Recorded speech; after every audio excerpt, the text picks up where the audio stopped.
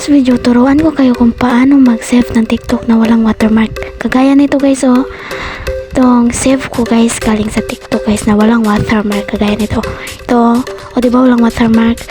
So, mali po yung pag-save nyo na may watermark.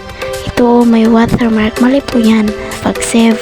So, tara, tuturuan ko kayo. Subscribe muna at pindutin ang update bell para updated kayo sa mga upload ko. Punta tayo sa TikTok at depende lang kayo kung ano ang i-save mo. Basta sundin mo yung sa akin. For example, akin nag-search ako ng Squid Game edit. So, yan ang example ko. So, for example, ito yung i-save ko. So, ito yung i-save ko guys. So, mali po yung pag-save nyo. Diba? Ang pag-save nyo, ganito lang nyo. Pindutin yung save video. So, mali po yan pag-save. So, dapat pindutin nyo yung share button. Yan, share button. Tapos, pindutin yung copy link. Pagkatapos nyo pindut ang copy link, pumunta ka na sa back ka na. Tapos, pumunta ka sa Chrome. Yan, Chrome guys. So, kita niyo naman, no? Chrome, yung may circle. So, Chrome guys. Tapos, pindutin mo yung search.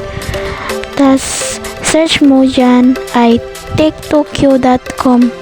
Tapos, yan, tiktokyo.com. Search nyo lang tiktokyo.com guys. Tapos, search mo yan. Makita mo niya dyan. Pindutin mo yung paste. Yan, paste, kita nyo naman. Tapos, yan, lalabas na yung copy link mo kanina sa galing sa TikTok. So, pindutin yung download. Yan, download guys. Yes. Para siya download. Yan, yung download. Tapos, nakita mo na yung save copy link mo kanina sa galing sa TikTok. So, mabilis lang yan. Pindutin mo yung download without watermark. So, mababas yan. Downloading file. Pagkatapos, may lalabas sa file downloaded. So, meron na yan sa photos mo. Tingnan natin sa photos. Yes. Nasa photos mo na yan. Wala kayong photos. Nasa gallery. So, dyan lang ako po today. Bye!